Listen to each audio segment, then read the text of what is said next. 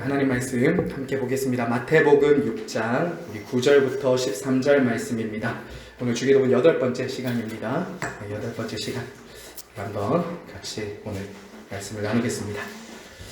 자, 마태복음 6장 9절부터 13절 말씀 우리 다 같이 한 목소리로 같이 한번 읽겠습니다. 시작. 그러므로 너희는 이렇게 기도하라. 하늘에 계신 우리 아버지여, 이름이 거룩히 여김을 받으시오며 나라가 임하시오며 뜻이 하늘에서 이루어진 것 같이 땅에서도 이루어지이다. 오늘 우리에게 일용할 양식을 주시옵고 우리가 우리에게 죄 지은 자를 사하여 준 것 같이 우리 죄를 사하여 주시옵고 우리를 시험에 들게 하지 마시옵고 다만 악에서 구하시옵소서. 나라와 권세와 영광이 아버지께 영원히 있사옵나이다. 아멘. 네, 여러분 오늘은 시험과 악을 이기는 기도에 대해서 함께 살펴보겠습니다. 제가 도입부에 이렇게 적어두었습니다. 첫 번째 한번 읽어보실까요? 첫 번째 문장을 시작. 시험이 없는 신앙생활은 없다. 제가 그렇게 두었습니다. 교회 생활을 하다 보면 종종 성도님들께 이런 이야기를 들을 때가 있습니다. 시험에 들었다. 시험에 들었습니다. 이런 얘기를 종종 하실 때가 있어요. 요즘 누가 시험 들었대. 그 집사, 그 권사가 시험 들었대. 이런 이제 얘기를 종종 들을 때가 있어요.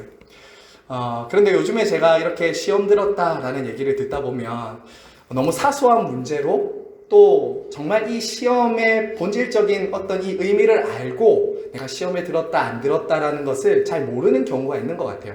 정말 시험에 들었다라고 말을 하지만 사소한 문제이거나 아니면 이 시험의 본질을 모르고 성경이 말하고 있는 진짜 시험이 무엇인지 모른 채 나 시험에 든 것 같아 이렇게 말을 하는 경우가 있는 것 같습니다.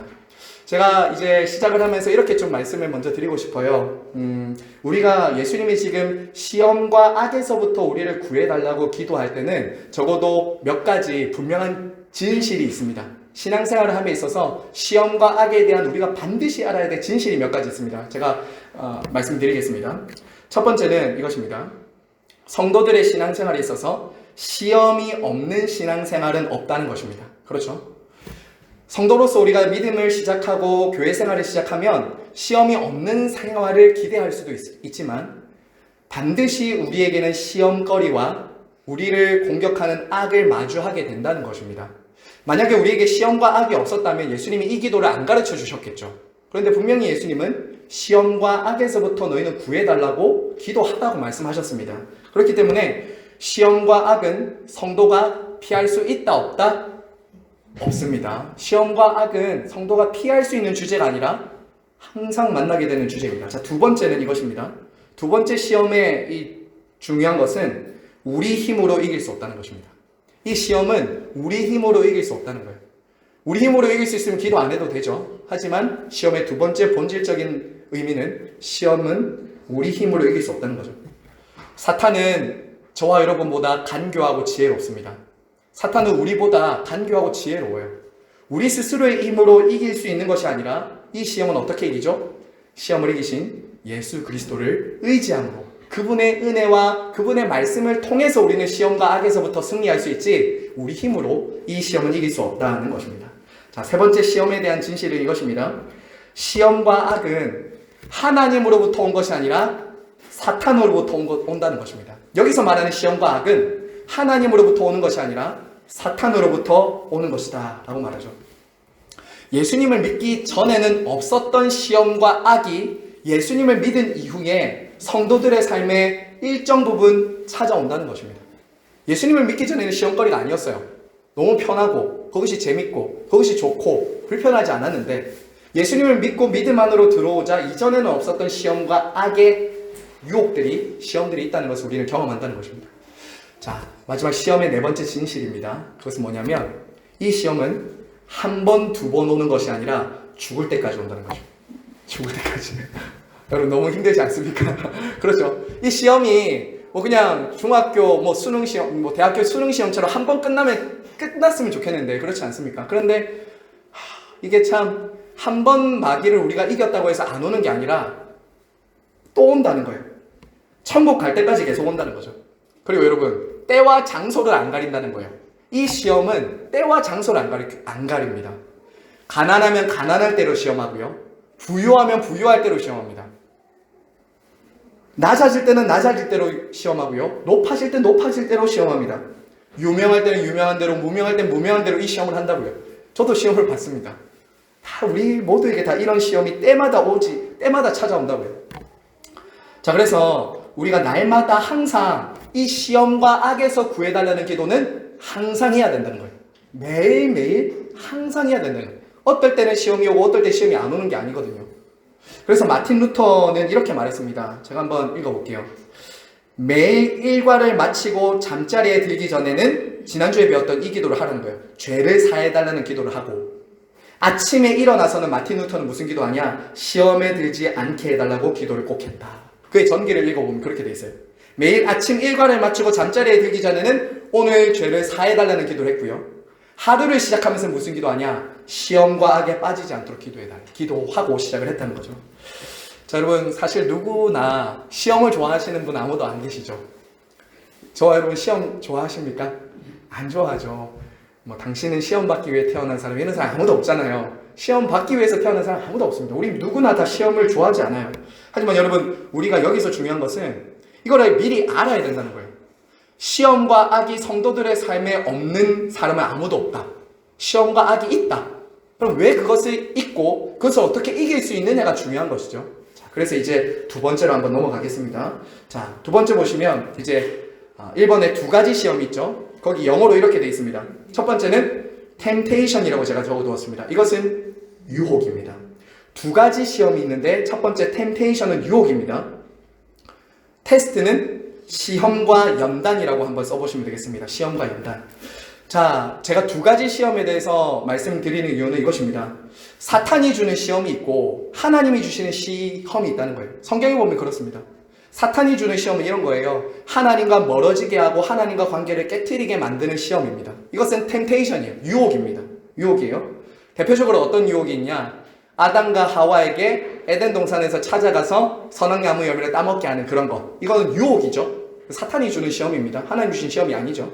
그리고 예수님이 공생의 사역을 시작했을 때 이제 40일 동안 금식하시고 이제 공생의 사역을 시작하려고 했는데 그때 사탄이 또 찾아왔죠. 아담과 하와에게 유혹했듯이 찾아와서는 돌을 떡으로 만들어라, 높은 곳에서 뛰어내려라, 이런 시험을 하잖아요. 그렇듯이 사탄이 하나님과 우리 사이를 갈라놓기 위해서 하는 시험이 있다는 겁니다. 자, 두 번째, 성경은 또 어떤 시험을 우리에게 말하냐? 하나님이 주시는 테스트입니다. 테스트. 이것은 하나님께서 하나님의 백성들에게 주시는 시험입니다. 이것은 하나님이 우리를 괴롭히시려는 것이 아닙니다. 하나님이 괴롭히려고 하는 것이 아니라 이 테스트는 이런 거예요. 자질을 검증하는 것. 자질을 검증하기 위해서. 그리고 이 세상에 있는 소망을 다 흔드셔서 이 세상을 의지하지 말고 하나님을 의지하도록 하는 시험이에요. 다시 말씀드리겠습니다. 하나님이 우리에게 테스트하시는 이유, 시험을 주시고 연단을 하시는 이유는 우리를 괴롭히시거나 망하게 하시려고 하는 것이 아니라 이 시험을 통해서 우리의 자질을 검증하는 겁니다. 그리고 이 시험을 통해서 우리가 하나님 아닌 다른 것들을 의지하고 붙잡았던 것들을 흔드시면서 하나님께 더 가까이 나오도록 하는 시험이죠. 이것이 바로 하나님이 주신 테스트입니다. 이것을 쉽게 이렇게 한번 설명해 볼게요. 우리가 자녀들이 학교에 가서 시험을 치지 않습니까? 시험 치는 이유는 뭐죠? 시험을 우리 학생들이 시험 치는 이유. 진급. 진급 맞습니다. 높은 점수를 받기 위해서 시험을 친다, 이거는 아닙니다. 사실 학교에서 시험을 주는 이유는 이것이죠. 현재의 실력이 어느 정도의 수준이 있는지 알도록 하기 위해서 시험을 치는 거죠. 그렇죠? 현재의 내 수준이 시험을 안 치면 모릅니다. 시험을 쳐야 내가 뭘 알고 있고 뭘 모르고 있는지를 알 수 있죠. 하나님의 시험은 마치 그런 거라는 거예요.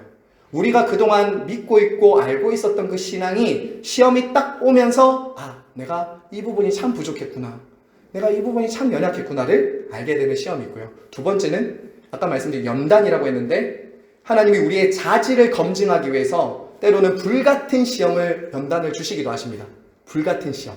그걸 통해서 하나님이 목적하시는 것은 무엇일까요? 우리의 믿음을 정금같이, 우리의 믿음을 순금같이 빚으시기 위해서 그런 시험을 주시는 거예요. 여러분, 하나님의 테스트는 두 가지 목적입니다. 우리의 현재의 자질을 검증하고 드러내도록 하기 위해서, 그리고 우리의 믿음을 전분같이 하도록 하기 위해서. 이런 시험이 얘는 이런 거죠. 아브라함에게 이삭을 드리라고 했죠. 이삭을 바쳐라고 했죠. 이건 하나님이 그 이삭을 진짜 빼앗기 위해서가 아니라 그가 나를 정말 사랑하는지, 정말 네가 이삭보다 나를 더 사랑하는지, 이삭을 하나님께 드림으로 인해서 내가 이제야 네가 나를 경외함을 알았다라는 그 믿음의 조상으로 인정해 주기 위해서. 그래서 아브라함을 시험했던 거죠. 그렇죠. 마지막 한번 고개 한번 끄덕끄덕 해주세요. 피곤하신 건 아니시죠? 네. 아브라함에게 하나님이 시험하신 이유는 이삭을 빼앗거나 이삭을 더 사랑하니까 너 어떻게 그럴 수 있냐라고 징계하시는 것이 아니라 그가 이삭을 드림으로 믿음의 절정, 믿음의 클라이막스를 원하셨던 거죠. 그걸 통해서 하나님은 정말 아브라함이 믿음의 조상으로서 우리 모두가 아브라함의 자손이 될 수 있는 그 믿음의 자질은, 그 DNA는 가장 최고의 것을, 내가 어떤 것보다 하나님을 더 사랑하는 그 믿음의 고백을 하나님 앞에 할 수 있는 것이 바로 아브라함의 믿음이고 우리의 믿음이라는 것을 그곳에서 보여주시는 것이죠. 이게 바로 아브라함을 시험하신 거예요. 그리고 하나님이 최고의 칭찬을 하시잖아요. 내가 이제야 네가 나를 경외한 줄 알았다. 그 전부터 알고 있었어요. 하나님은. 아브라함이 하나님을 사랑하는 거 알고 계셨어요. 그런데 그렇게 믿음의 조상이라는 것을 딱 이삭을 하나님께 바침으로 인해서 그 순간 하나님이 도장을 찍어주신 거잖아요. 그리고 그것은 예표한 것이기도 하죠. 하나님의 아들을, 당신의 아들을 우리를 위해서 내어주시는 그것을 아브라함을 통해서 예표하게 하시는 것까지 나아가는 거잖아요. 그러므로 우리에게 때로는 이런 시험이 있는 거죠. 이런 시험이 있습니다. 하나님이 우리에게 주신 테스트가 있다는 거죠. 자, 우리 야고보서 1장 12절 한번 볼까요? 야고보서 1장 12절 같이 읽습니다. 시작! 시련을 견디어낸 자가 주께서 자기를 사랑하시는 자들에게 약속하신 생명의 면류관을 얻을 것이기 때문이다. 자, 여러분 그렇습니다. 그리고 밑에 좀 보시면 13절 14절도 제가 거기 두었죠. 우리 같이 한번 읽어보겠습니다. 시작! 사람이 시험을 받을 때에 내가 하나님께 시험 받는다 하지 말지니 하나님은 악에게 시험을 받지도 아니하시고 친히 아무도 시험하지 아니하시느니라. 오직 각 사람이 시험을 받는 것은 자기 욕심에 끌려 미혹됨이니. 자, 여기서 보면은 지금 시험의 두 가지 종류가 나옵니다. 하나님께서 주시는 시험을 견디어내는 자들에게는 복이 있다, 생명의 면류관을 얻는다 했는데, 여기서 뒷부분에 나오는 이 시험은, 유혹은 뭐냐면 바로 자기 욕심에 끌려서 받는 시험이 있다는 거예요. 자, 이것을 우리는 지난주에 5예배 때 배웠었습니다. 5예배 때 배웠는데 그것은 원죄였죠.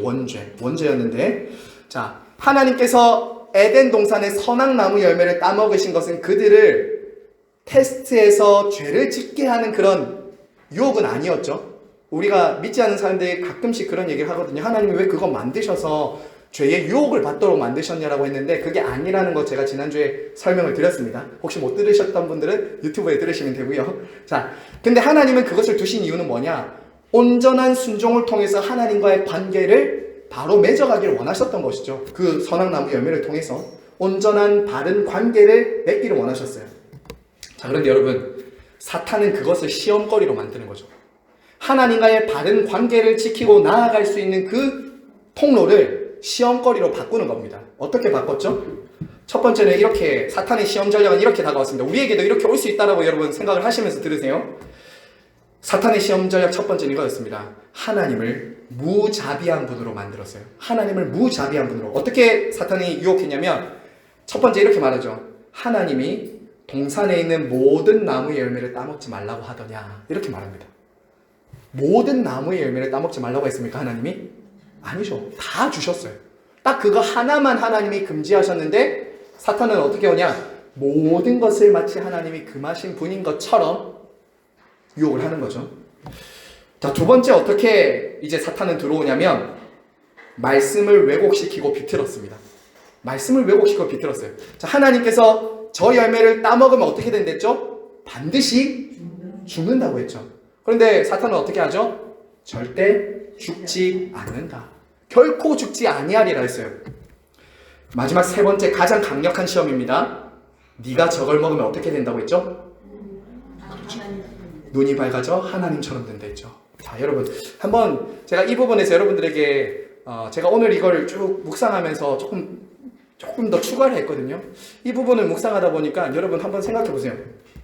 이 사탄이 주는 시험의 핵심, 네가 하나님처럼 될 거다라고 했잖아요. 이 시험의 핵심 본질이 뭘까요? 이 시험의 핵심 본질이 뭘까? 네가 하나님처럼 될 거다. 우리 중에 누가 내가 하나님처럼 되고 싶은 사람이 누가 있겠습니까? 예수님을 믿지 않는 사람도 나는 하나님처럼 될 거야 라고 죄 짓는 사람은 없잖아요. 그렇죠? 나는 하나님처럼 될 거야 라고 말하면서 나는 하나님이다 라고 죄 짓는 사람은 없잖아요. 그러면 여기서 말하는 이 하나님처럼 된다는 죄가 도대체 뭘까? 우리가 그 시험의 본질을 좀 한번 생각해 봐야 될 것 같아요. 사실 이 죄는요, 사람들이 지으면서도 굉장히 모르는 죄거든요. 하나님처럼 된다는 이 죄가 어떤 죄인가? 여러분 한번 생각해 보세요. 이 시험은 결국 이런 거예요. 하나님 없이도 너는 행복할 수 있어. 하나님 없이도 너는 괜찮아. 하나님 없이도 너는 완벽한 인생이 될 수 있어. 하나님 없이도 너는 부족하지 않아. 이 세상과 우주의 중심은 하나님이 아니라 너야. 네가 결정하고, 네가 선택하고, 네가 판단하고, 네가 결정할 수 있어. 하나님은 너의 생각, 너의 사고에 없애버려. 이런 거예요. 조금 더 하나 더 얘기해 볼까요? 하나님 없이 너는 네 마음대로 해도 되고 하나님 없이 잘 살 수 있어. 이게 죄의 핵심이에요. 5글자로 저는 이렇게 정리했습니다. 자기중심성. 자기중심성. 죄의 가장 큰 핵심은 뭐냐? 하나님 중심성에 있었던 사람이 자기중심성으로 바뀌는 거예요. 이게 모든 사람들이 죄를 범하였음의 가장 뿌리입니다. 몰라요. 사실 이거 사람들이 하나님처럼 된다. 나 하나님처럼 되려고 한 적 없는데, 근데 그 속에 뭐가 있냐면 자기중심성. 이 자기중심성은 다 가지고 있거든요. 내 판단, 내 생각, 내 기분, 내 결정. 이게 선과 악의 중심이에요. 그래서 오늘날 사람들이 만약에 하나님을 믿지 않으면요, 세상에서 이것을 찾으면 무슨 열매로 맺히냐면 우상숭배와 방종과 쾌락으로 나타납니다. 열매예요. 하나님을 마음에 두기 싫어하는 그 사람 안에서 세상으로 이 사람이 나가면 어떤 열매가 맺히냐? 우상숭배, 방종, 쾌락을 추구하는 것. 자, 그럼 종교나 기독교 안으로 들어오면 이게 어떤 열매를 맺힐까요? 율법주의나 자기 의로움으로 나아갑니다. 거기서 나를 만족시키고 나를 채워보고 내가 여기서 자아를 성취하고 자아를 실현하는 거죠. 교회 안에도 있을 수 있습니다. 이게 은근히 우리 안에도 있을 수 있어요. 복음이 없으면 율법으로 계속 사람은 가거든요. 내가 이렇게 해야 하나님과 사람들에게 인정받고 나도 인정받아.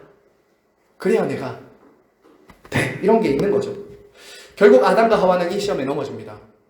그래서 이 자기중심성으로 인해서 하나님 안이 아니라 하나님 밖에서 내가 하나님이 아닌 내가 주인이 되어서 사랑과 기쁨과 평안과 행복을 찾는 거죠.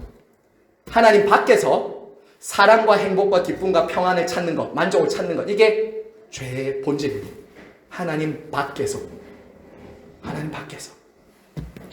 이게 모든 사람들 안에 있는 죄입니다. 지난주에 배웠던 원죄예요. 원죄. 이 원죄의 원리를, 원죄가 지난주에 말씀드렸죠? 아담과 하와가 첫 번째 지었던 죄가 원죄가 아니라 아담과 하와가 지은 그 죄의 결과와 그 죄의 영향력을 우리가 그대로 받아서 아담과 하와가 지었던 같은 죄는 짓지 않았지만 그들의 영향력이 우리들에게 그대로 와서 우리도 태어날 때부터 하나님이 아니라 자기중심적으로 태어나서 거기서 맺히는 열매들을 우리는 고스란히 가지고 살아간다는 거죠.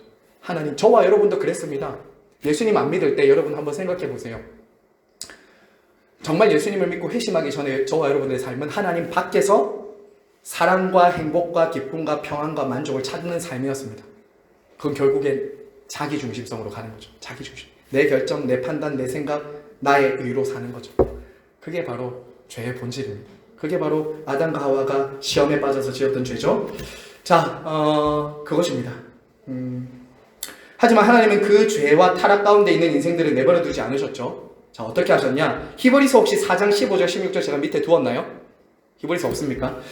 그러면 여러분, 지난주에 제가 이 부분을 조금 더 말씀드리려고 했는데, 우리가 시험과 악에서부터 이기기 위해서는 여러분 여기서 우리의 힘과 노력으로 이길 수 없다고 했잖아요. 바로 시험과 악을 이기신 둘째 아담이신 예수 그리스도를 통해서만 이길 수 있습니다.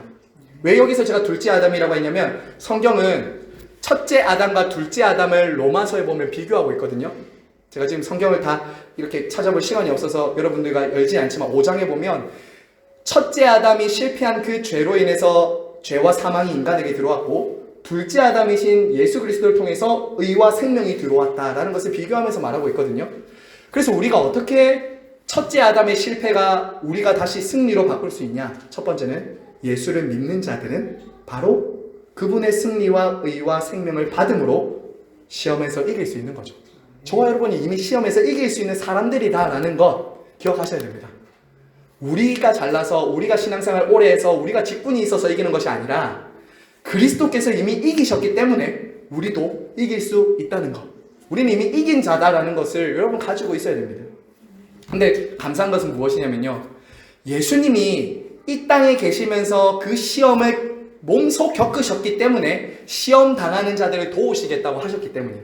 히브리서 그 옆에 적어두시고 나중에 한번 읽어보십시오. 히브리서 4장 15절 16절입니다. 제가 한번 읽어볼게요. 우리에게 있는 대제사장은 우리의 연약함을 동정하지 못하시리가 아니요 모든 일에 우리와 똑같이 시험을 받으시니로되 시험을 받으셨어요. 그분도 이 땅에서 죄는 없으시니라. 그러므로 우리는 긍휼하심을 받고 때를 따라 돕는 은혜를 얻기 위하여 은혜의 보좌 앞에 담대히 나아갈 것이니라. 아멘. 아멘. 여러분, 예수님이 우리와 똑같은 사람이 되셔서 우리가 겪었던 모든 시험들을 당신이 당하셨다고요. 예수님도 우리와 육신을 입고 우리와 같이 계셨기 때문에 그분도 배고프셨고 우리처럼 악한 사탄의 시험을 받으셨고 십자가에 죽으시면서는 아버지 어떻게 나를 버리시나이까 하면서 하나님의 침묵의 시험도 경험하셨고 그분은 우리와 같은 시험을 경험하셨다는 거예요. 동병상련이라는 말이 있잖아요. 동병상련. 저 사람이 나와 똑같은 경험을 했을 때 그 사람에게 내가 말할 수 있잖아요. 그리고 그게 위로가 되잖아요. 마찬가지로 예수님이 이 세상에 있는 종교와 우상과 다른 이유는 이 세상의 종교와 우상은 어떻게 하죠? 종교와 우상은 신들은 사람처럼 고통받지 않습니다. 사람이 되어서 이 땅에 와서 인간의 고통을 함께 짊어지거나 고통을 받는 신이 아니라고요. 근데 기독교만이 유일하게 신이 인간이 되어 인간이 당하는 고통과 시험을 다 당한다고요. 그리고 구원을 주고 시험에서 승리할 수 있도록 해준다는 거죠.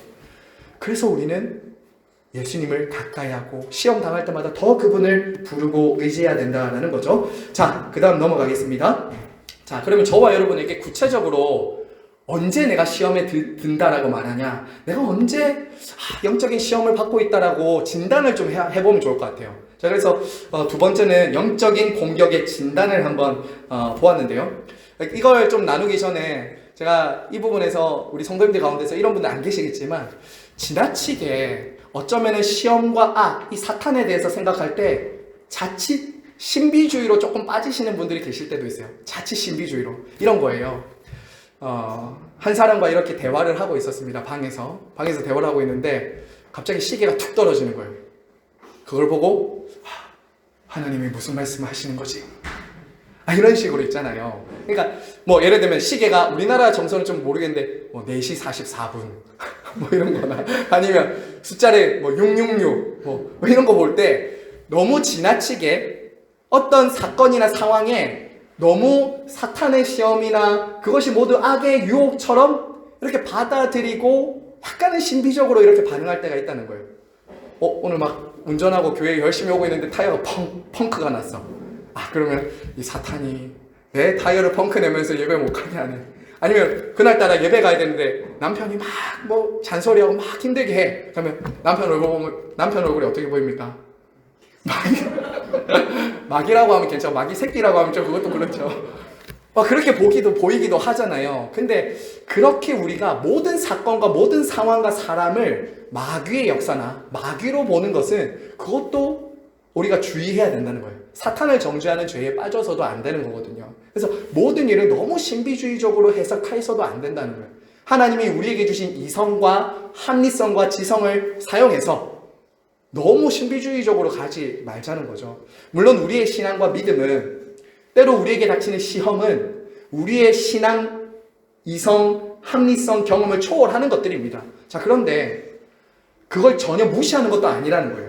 우리는 시계 떨어지는 것에서 하나님 음성 들으려고 안 해도 됩니다. 때로는 남편이 그렇게 나를 핍박하는 것을 통해서 마귀 새끼라고 안 해도 됩니다. 그걸 통해서 하나님이 어떤 일을 하시고자 하시는 거에 집중을 해야 된다는 거죠. 자, 여러분, 사탄의 두 가지 플랜이 있습니다.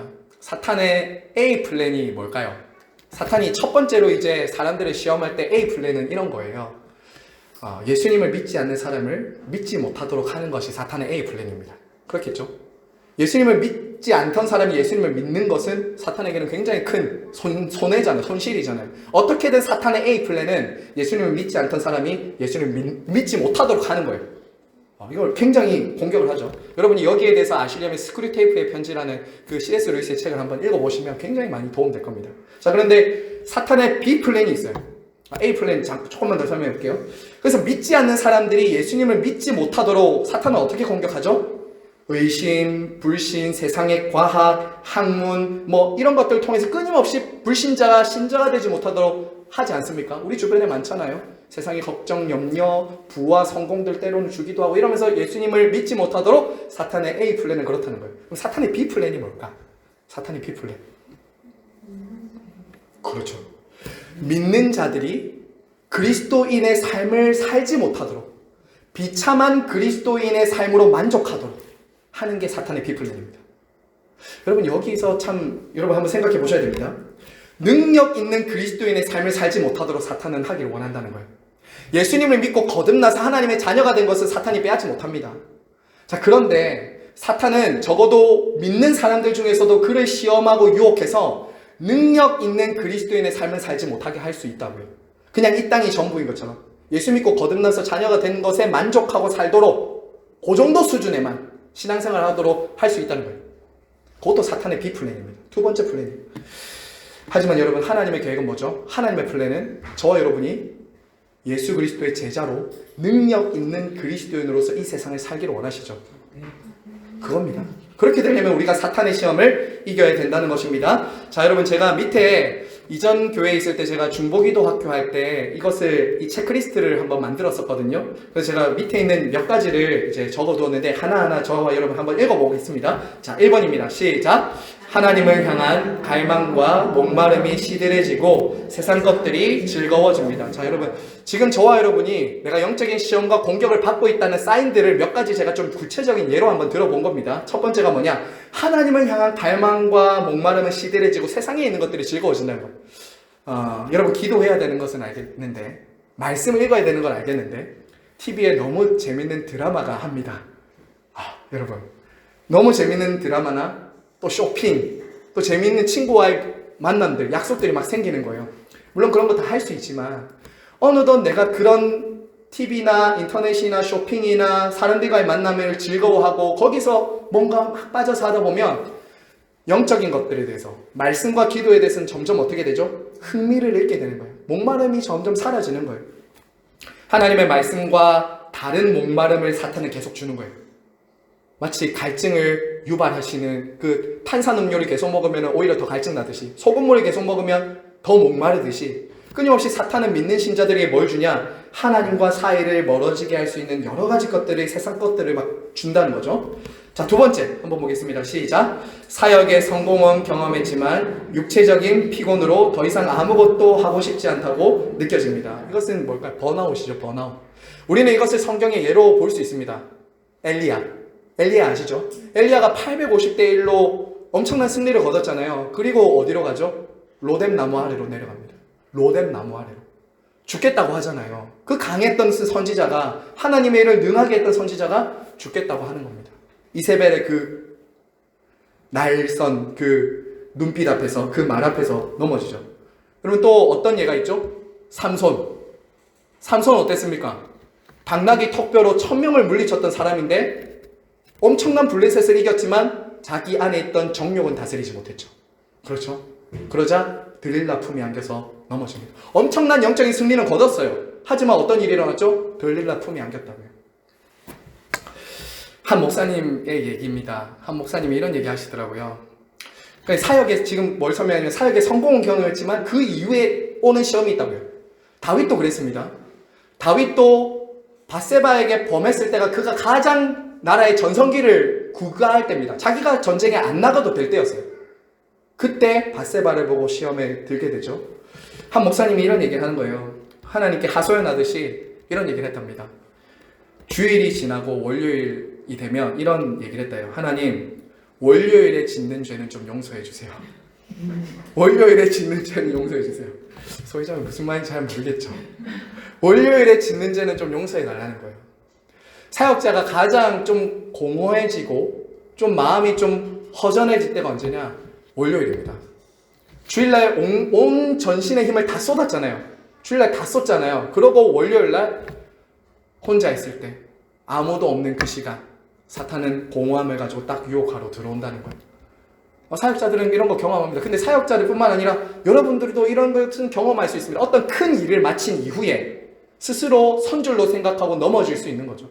이런 죄가 사탄은 그때 우리를 찾아온다고요. 어떤 위기가 지난 후에 다윗도 그랬고요. 히스기야도 그랬습니다. 히스기야 어땠어요? 병 나았잖아요. 낫고 나서 엄청난 기적을 경험했는데요. 뭐예요? 창고 열어주잖아요.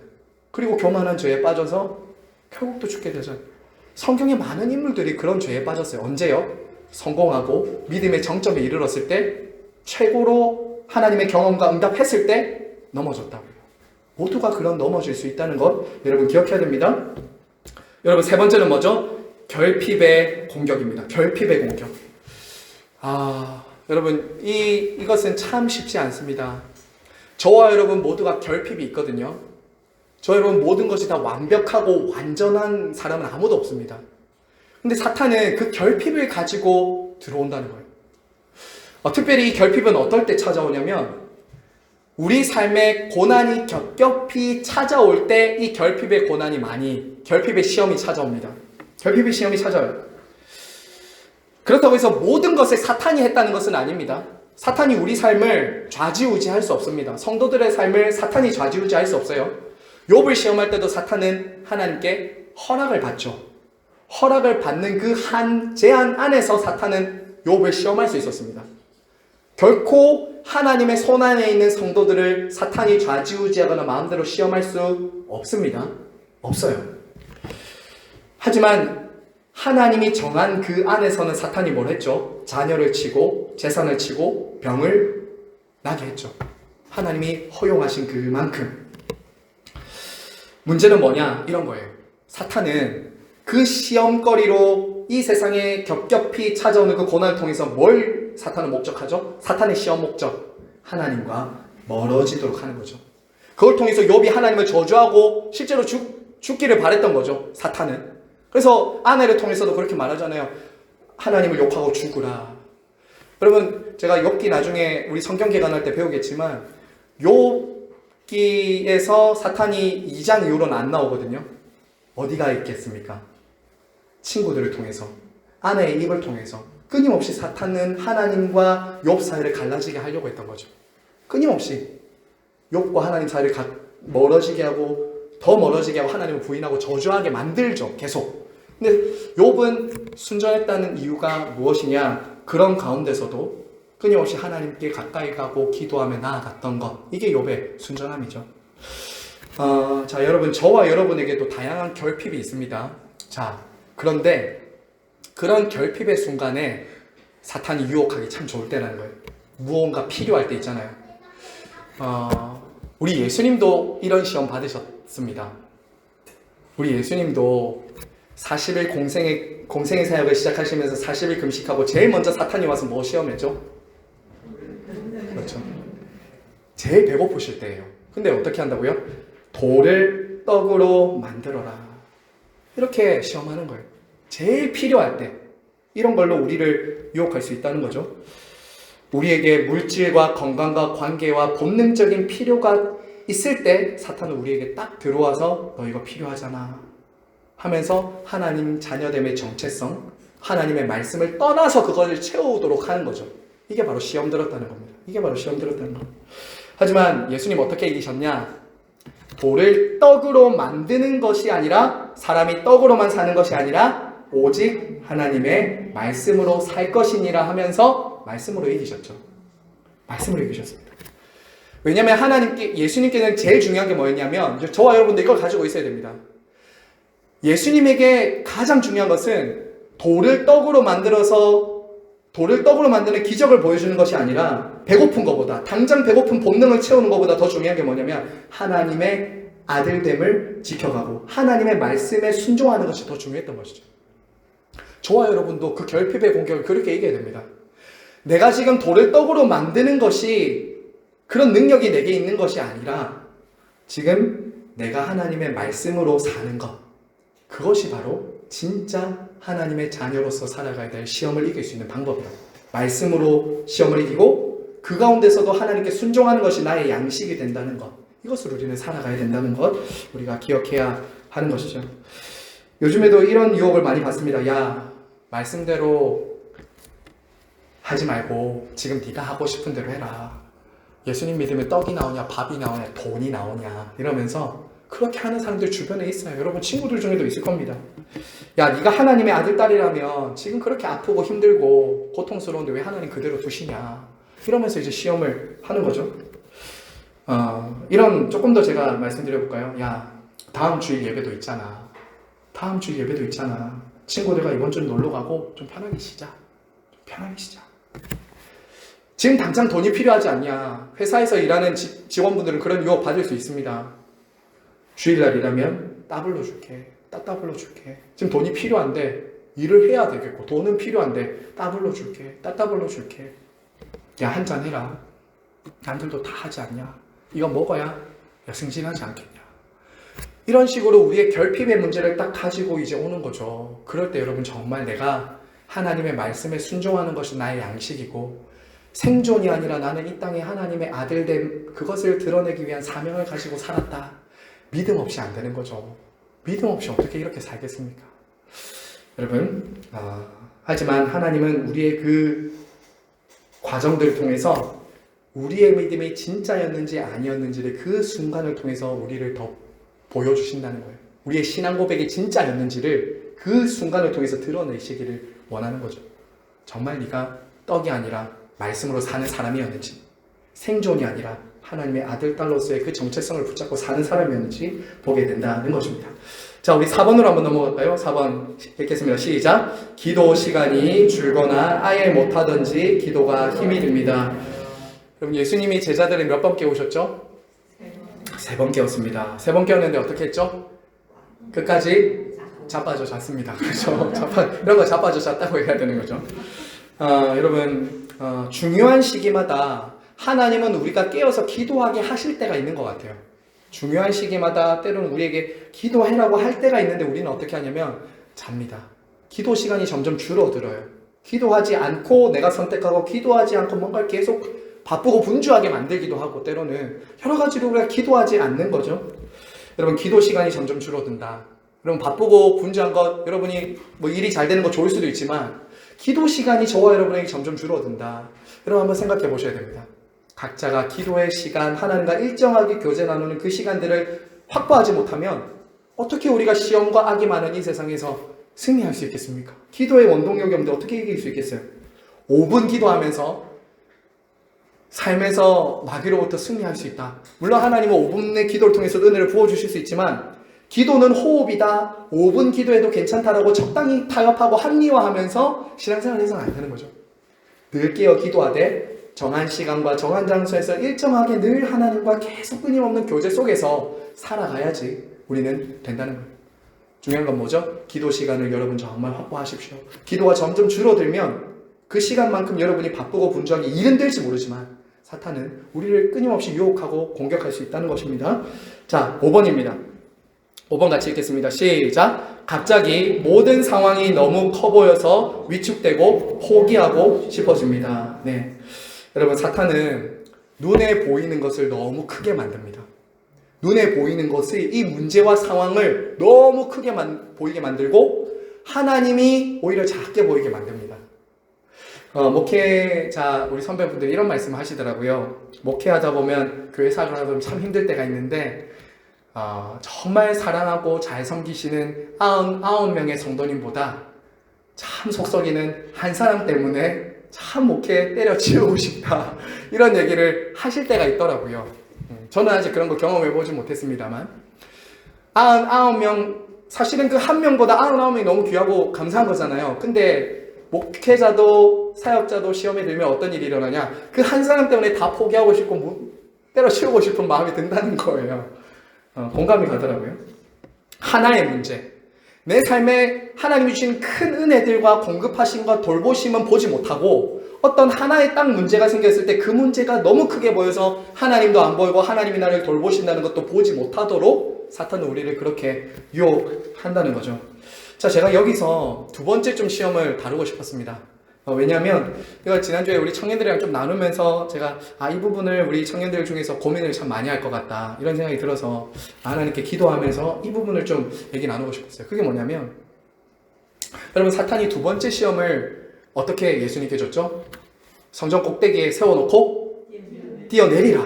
그리하면 천사가, 하나님이 천사를 너를 보내서 너를 지켜주지 않겠냐. 그러면 모든 사람들이, 성전에서 기도하는 사람들이 와, 메시아다, 슈퍼스타다, 슈퍼맨이다, 모든 사람들이 볼 만큼 하나님의 아들됨이 증거되지 않겠냐 라고 시험했잖아요. 그런데 예수님 어떻게 물리치셨죠? 사탄아 물러가라, 주 너의 하나님을 시험하지 말라 이랬어요. 우리가, 여러분 아십니까? 저와 여러분이 때로는 하나님을 시험할 때가 있다는 거예요. 하나님을 시험하려 든다는 거예요. 자, 어떤 말이냐면 이런 거예요. 여러분, 사탄의 말도 맞습니다. 예수님 하나님의 아들이 그곳에서 뛰어내리면 하나님께서 왜 안 지켜주시겠습니까? 지켜주시겠죠. 그런데 예수님이 거기서 안 뛰어내리신 이유가 뭐예요? 예수님은 그런 방식으로 하나님의 아들됨과 당신의 구원 역사를 이루시도록 보내신 게 아니죠. 예수님이 그곳에서 뛰어내리면 모든 사람들이 우와 하면서 대단하다 할 수는 있었겠지만, 십자가에서 우리를 위해 죽으심으로 우리의 구원을 이루시고, 그리고 우리에게 또 슈퍼스타나 영웅이 되는 방식으로 하나님의 아들됨을 증명하러 이 땅에 오신 건 아니라는 거예요. 근데 우리는 가끔 이런 시험에 들 때가 있어요. 내가 슈퍼스타가 되고 영웅이 되고 내가 원하는 것이 이루어져야지만이 하나님이 나를 사랑하시는 거야. 하나님이 나를 사랑하시는 거야 라는 생각이 든다는 거예요. 사탄이 이렇게 시험합니다. 네가 어떻게 하든지 하나님이 너를 지켜주시고 너를 잘되게 해주셔야지 너를 사랑하는 거 아닐까? 그 소리에 자꾸 귀를 기울이면 어떻게 될까요? 하나님을 의심하고 하나님을 시험하는 거예요. 하나님 어떻게 이럴 수 있지? 하나님을 시험하고 원망하고 싶은 마음이 든다는 거예요. 이게 바로 하나님보다 문제가 더 커 보일 때 일어나는 현상입니다. 사람들 안에 하나님을 시험하고 싶은 마음이 드는 거예요. 하루아침에 내가 슈퍼스타가 되고 영웅이 되고 내가 하는 일이, 모든 일이 잘 돼야지 하나님의 아들, 딸이야. 여러분, 그런데 한번 보세요. 제가 여기서 이제 여러분들에게 말씀드리고 싶은 이것입니다. 하나님과 여러분과의 관계가 여러분이 하는 일이 다 잘 되고 여러분이 원하는 대로 잘 되는 것이 하나님이 여러분들을 사랑하시고 하나님이 계시고 안 계신 것의 기준이 정말 그럴까요? 기준이 정말 그걸까요? 내가 하나님의 아들됨이, 하나님의 딸됨이 내가 하는 일이 잘 되고 잘 안 되고에 달려 있는 것이 아니라는 거예요. 성경은 그렇게 말하고 있지 않습니다. 나의 사업이 잘 되고 안 되냐에 따라서 하나님이 계시고 안 계시고, 내가 건강해지는 것이 하나님이 나를 사랑해주고 안 사랑하는 것의 증거가 아니라는 거예요. 여러분, 하나님이 저와 여러분을 사랑하는 증거가 어디서 나타납니까? 저와 여러분이 하나님의 아들, 딸이라는 증거는 어디서 나타나죠? 그런 내 삶에 일어나는 어떤 그런 something, 수많은 것들이 내게 주어지는 것이 하나님이 나를 사랑한다 혹은 너는 하나님의 자녀다라는 것을 보여주는 게 아니라 십자가잖아요. 십자가잖아요. 십자가를 보면 내가 얼마나 사랑받는 사람인지, 내가 너를 위해 뭘 하셨는지를 그곳에서 보여주셨잖아요. 그거잖아요. 우리는 그런데 때로는 이 시험에 든다고요. 하나님이 나를 사랑하신다는 증거를 자꾸 십자가가 아니라 예수 그리스도를 통해서 보여주려고 안 하고, 내가 이룬 것, 내가 가진 것, 이 세상에 있는 것들을 통해서 하나님이 나를 사랑하신다는 증거를 자꾸 찾고 싶은 거예요. 그러면 어디로 가죠? 하나님을 시험하는 데로 가는 거예요. 하나님을 불신하고 의심하는 자리로 가는 거예요. 그러면 사탄의 시험이 드는 거예요. 기억하십시오. 여러분이 잘 안 되는 것, 하나님이 불의하신 것이 아닙니다. 십자가를 보세요. 십자가에서 여러분들은 하나님의 자녀됨과 하나님의 아들됨을 여러분 풍성히 누리셔야 됩니다. 그러면 하나님을 의심하게 만드는 이런 마귀의 유혹, 이런 유혹을 여러분 잘 이겨나가시길 바랍니다. 자, 6번 보겠습니다. 6번입니다. 같이 읽을까요? 시작! 옛 삶의 잘못된 습관들이 다시 나타납니다. 자, 여러분, 저는 여러분들에게 어떤 습관이 있는지 모릅니다. 저는 여러분들이 어떤 옛날의 습관을 어떤 삶을 살았는지 저는 잘 모릅니다. 자, 그런데 여러분, 애굽에서 출애굽한 백성들이 하나님께 시험에 빠질 때 어떻게 하냐면 이런 시험을 합니다. 애굽으로 돌아가자. 옛날이 더 좋았다. 이렇게 가는 거예요. 옛날이 훨씬 더 좋았다. 예수님 믿기 전에 나는 훨씬 더 행복하고 만족하고 평안하고 기뻤던 것 같아. 이런 시험이 우리에게도 들어온다는 거예요. 여러분, 이스라엘 백성들이 그랬잖아요. 야, 애굽에 있을 때는 부추와 마늘과 파와 뭐 고기, 가마 곁에서 난 고기도 먹고 이랬는데 지금 여기는 뭐 만나와 메추라기밖에 없니? 막 이런 얘기 하잖아요. 여러분, 다시 옛날 삶으로 돌아가고 싶은 거예요. 예수님을 믿기 전에 여러분들이 가졌던 어떤 나쁜 습관들, 나쁜 일들이 자꾸 다시 스물스물 올라오는 겁니다. 이러면 사탄의 유혹과 시험이 여러분들에게 지금 있다는 겁니다. 여러분 기억하십시오. 자, 마지막 일곱 번째 뭐죠? 시작.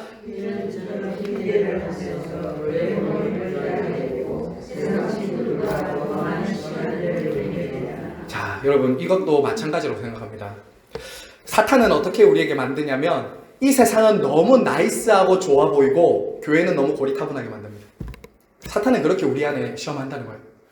이 세상은 너무 좋고 즐겁고 나이스해 보이고 교회와 교회 사람들과의 만남은 너무 고리타분하고 싫어. 재미없어요. 이 세상에 있는 친구들과 문화를 즐겁고 아름답게 만들죠. 교회는 지루해요. 교회는 재미없고 힘들고 세상의 친구들은 클럽에도 가고 술도 먹고 막 담배도 피우고 막 자기들의 나름대로의 라이프 스타일을 즐기는데 여행도 가고 캠핑도 가고 주일날 우리는 캠핑도 못 가. 주일 예배 드려야 돼요. 너무 불편한 거죠.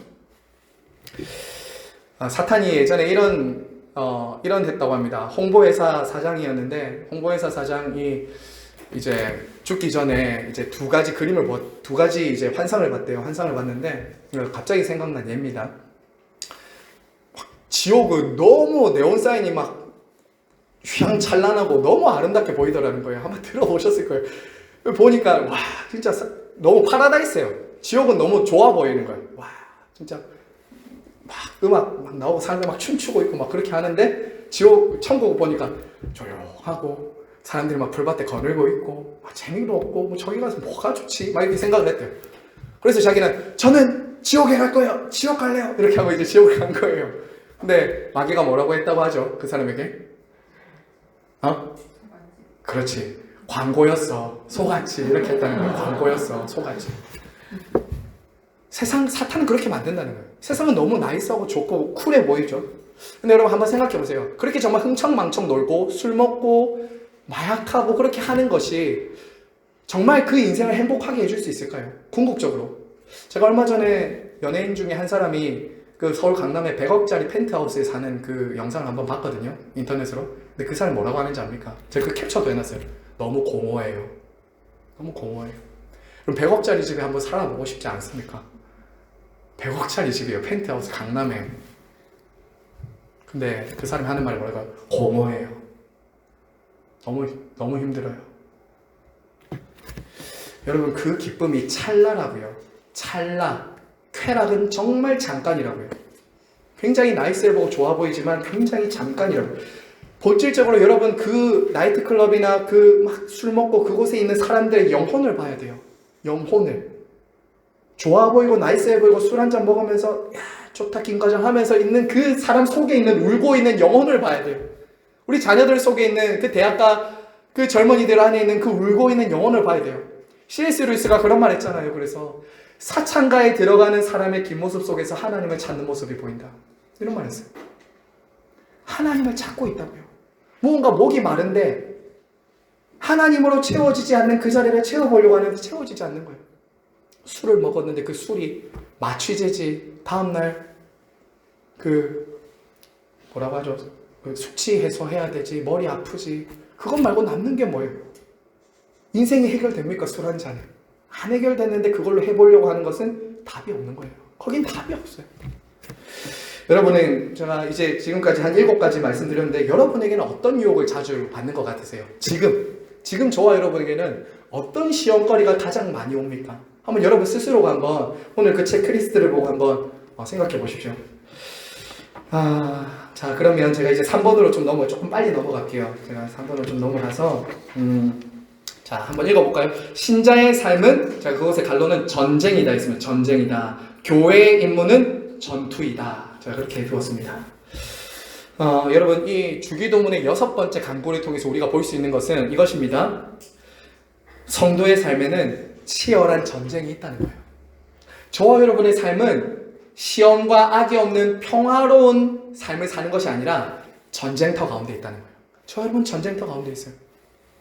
예수님을 믿기 전에 너무나도 당연하게 여겼던 그 세상 풍조와 세상에 있는 것들이 점점 이제 사탄의 지배 아래 있는 그곳에 살아가면서 문제를 문제로 보기 시작하는 거죠. 그 속에 있는 것들을 꿰뚫어 보기 시작하는 거예요. 예수님 편에 설 때부터 우리는 시험 마귀의 공격 대상이 되는 것입니다. 그래서 저는 그런 면에서 교회를 뭐라고 표현하고 싶냐면 교회는 야전 부대라고 생각합니다. 야전 부대. 이 세상에 있는 야전 부대. 물론 교회는 이런 말 많이 하잖아요. 교회는 병원이다. 아프고 힘든 사람들 치유받고 회복되는 곳, 위로받는 곳. 맞아요. 맞는데 항상 우리끼리만 그렇게 싸매주고 고쳐주고 그냥 위로해주고 토닥거려주는 곳만이 아닙니다. 교회는 분명하게 시험과 악으로부터 승리하고 이겨나가야 되는 곳입니다. 그래야 우리가 이 땅에 두신 교회의 사명을 다할 수 있는 거죠. 그래서 훈련해야 됩니다. 말씀과 기도로 부지런히 훈련해야 되는 것이죠. 여러분, 예수님이 이런 말씀 하셨잖아요.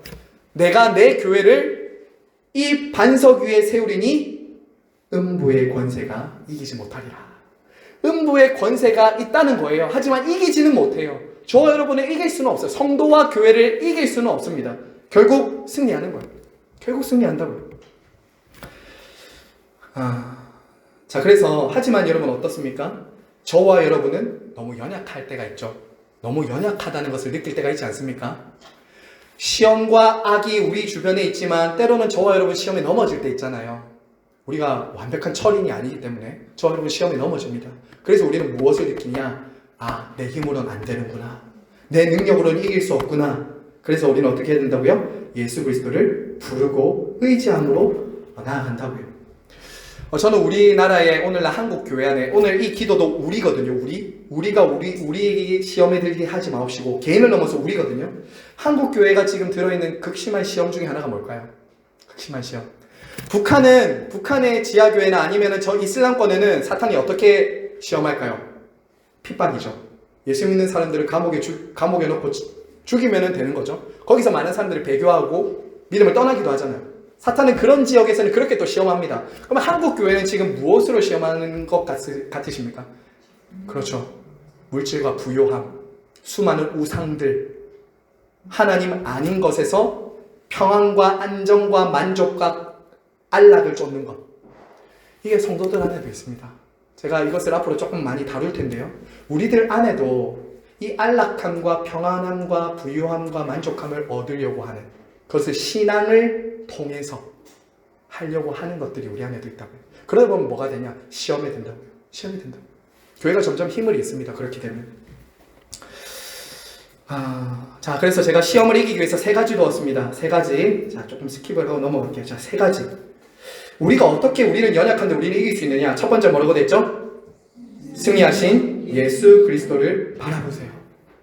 저와 여러분의 힘으로 이길 수 없고 이미 그리스도께서 사탄의 머리를 깨트리시고 첫째 아담은 실패했지만 예수님은 모든 시험에서 이기셨거든요. 공생의 사역 시작하면서 승리하셨고 겟세마네에서 시험을 이기심으로 갈보리에서 시험을 이기심으로 사탄의 권세를 시험을 이기셨거든요. 그러므로 우리는 시험 당할 때 날마다 예수 그리스도를 바라봐야 돼요. 끝장났음을 선포해야 돼요.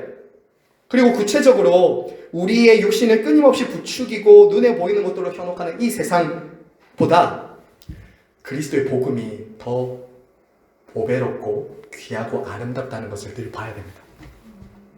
예수 그리스도가 정말 아름답고 부유하고 크다, 풍성하다. 그분 안에 진정한 인생의 만족과 해답이 있다 라는 것을 봐야 된다고. 이거를 보지 못하면 여러분, 우리는 신앙생활 해나가기 쉽지 않습니다. 눈에 보이는 게 너무 많고 우리는 너무 익숙한 이 세상에 살고 있거든요. 예수 그리스도를 날마다 바라보시기 바랍니다. 그분의 아름다움, 그분의 영광, 그분의 낮아지심과 높아지심, 그분의 삶을 묵상하세요. 그러면 이 세상이 점점 작아질 겁니다. 자, 두 번째는 뭐냐? 두 번째는 전신갑주를 입어야 합니다. 전신갑주를 입어야 됩니다. 에베소서 6장에 이렇게 나와 있잖아요. 마귀의 간계에 능히 대적하기 위해서 전신갑주를 취하라. 시간상 지금 다 나눌 수도 없어요. 그렇죠. 진리의 허리띠, 의의 흉배, 구원의 투구, 그리고 복음의 평안에 매는 신, 그리고 믿음의 방패, 성령의 검, 곧 말씀, 설명할 수 없지만 여러분 다 아십니다. 자, 그런데 중요한 것은 여기서 보면 항상 무장해야 된다는 거예요. 항상. 그리고 어떤 것만 쓰고 있어도 안 됩니다. 내가 편하다고 해서 구원의 투구만 쓰고 있어도 안 돼요. 의의 흉배가 나한테 맞다고 해서 의의 흉배만 써서도 안 됩니다. 모든 것을 항상 전신무장하고 있어야 됩니다. 항상. 제가 나중에 에베소서 6장을 다룰 때 한 번 더 설교하겠지만 어떨 때는 사탄은 구원의 확신을 흔듭니다. 머리를 공격한다고요. 구원의 확신을 흔들 때가 있어요. 때로는 복음을 전하지 못하도록 딱 발을 공격합니다. 때로는 온몸에 너가 정말 의인이 맞아라고 의의 흉배를 없으면 의를 가지고 딱 공격해요. 너 그렇게 죄 짓고도 하나님 앞에 설 수 있어? 우리를 굉장히 다양하게 공격한다고요. 그래서 투구와 흉배와 허리띠와 발, 방패, 검 다 들어야 되는 거죠. 이거 전신갑주예요. 전신갑주예요. 이거 다음에 조금 더 설명을 하고요. 자, 마지막 세 번째는 이것입니다. 성령의 충만함을 위해 기도해야 됩니다. 성령의 충만함을 위해.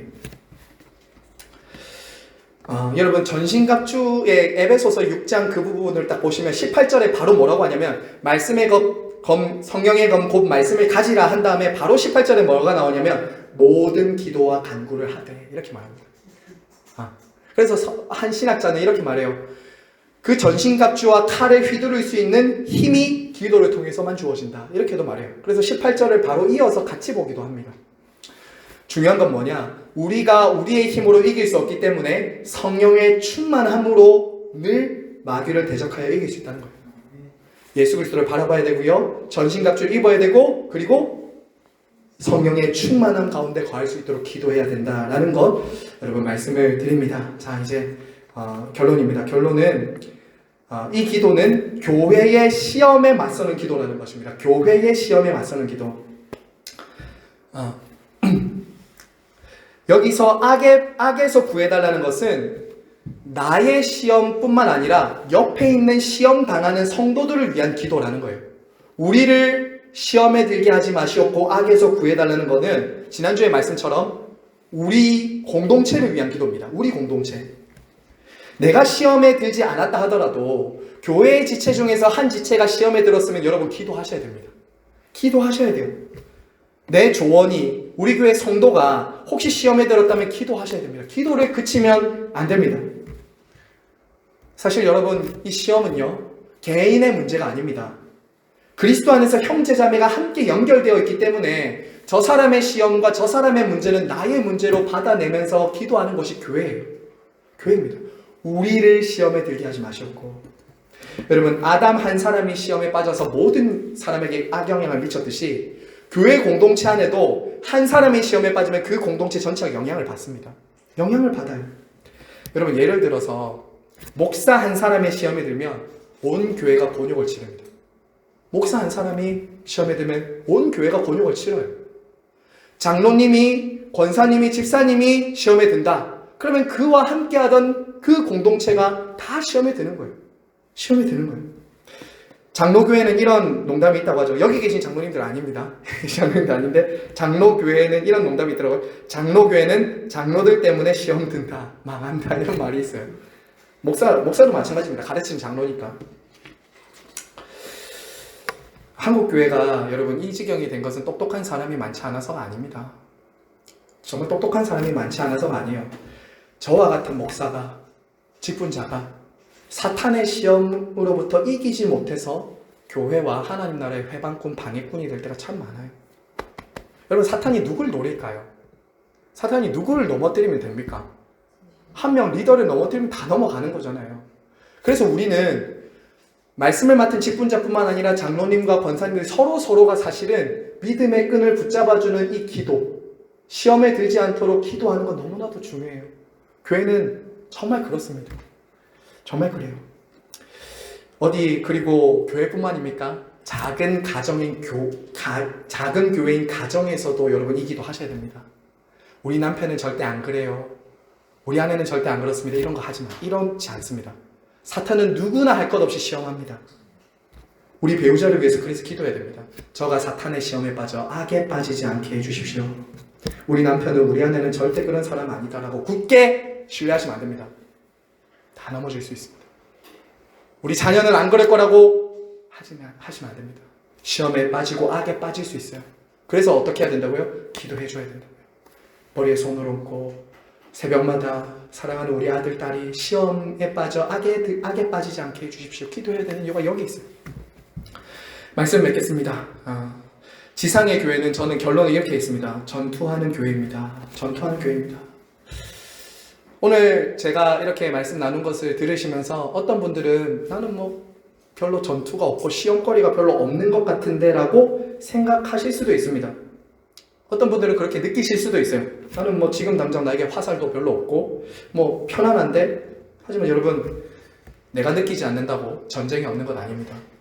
사탄이 제일 좋아하는 먹잇감이 누군지 아십니까? 편안하다고 생각하면서 무장을 해제하는 사람들을 공격하기 가장 좋습니다. 편안한 가운데 무장을 해제하고 있는 사람에게 가장 먼저 찾아옵니다. 그래서 어쩌면 제가 아까 한국교회 얘기했지만 말씀하신 것처럼 편안함과 부유함과 안락함 가운데 사람들은 서서히 죽습니다. 마치 개구리를 따뜻한 뜨거운 물에 넣으면 바로 나가지만 평안하게 따뜻하게 미지근하게 해서 불을 계속 떼면 죽는 것과 마찬가지인 거죠. 성도들도 그래서 끊임없이 이런 싸움들을 하지 않으면 엉뚱한 싸움을 하게 돼요. 세상에서 좀 더 잘 살고 잘 먹고 잘 살기 위한 싸움으로 자꾸 그렇게 가는 거죠. 하지만 여러분, 저와 여러분은 정말 하나님께서 저와 여러분을 좋은 군사로 믿음의 승리자들로 부르신 사람들입니다. 우리는 전투하는 교회, 전투하는 성도입니다. 그래서 주님께서 마지막으로 우리에게 주시는 칭찬과 인정이 뭐예요? 잘했다, 충성된 종아, 이거 너무 수고 많았다. 하나님께서 그 인정과 칭찬을 우리에게 주실 거라 믿습니다. 그러므로 복된 칭찬을 받도록 주의 힘의 능력으로 강건해지시고 주님의 전신갑주를 입으시고 날마다 우리에게 가장 아름답고 보배로우신 예수 그리스도를 바라보시고 말씀으로 여러분이 서 있는 자리에서 굳게 서서 시험과 악에 빠지지 않고 승리하게 되시기를 간절히 바라고 축복합니다. 네, 자, 여러분 이 시간 한번 기도하겠습니다.